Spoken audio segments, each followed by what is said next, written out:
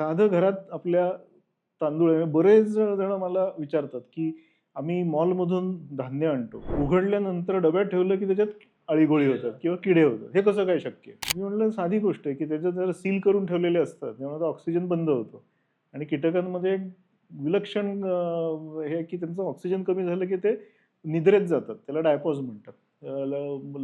स्लीपमध्ये जातात आणि ऑक्सिजन मिळाले, की परत रिवाईव्ह होतात.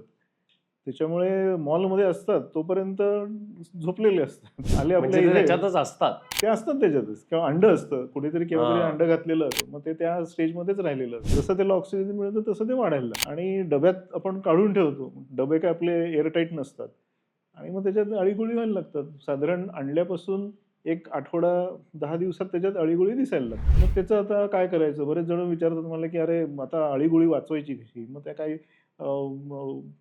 छोटे व्होलाटाईल्स असतील, तर ते त्याच्यात यूज केलं तर होऊ शकतात. त्याचं म्हणजे कंट्रोल करू शकतो.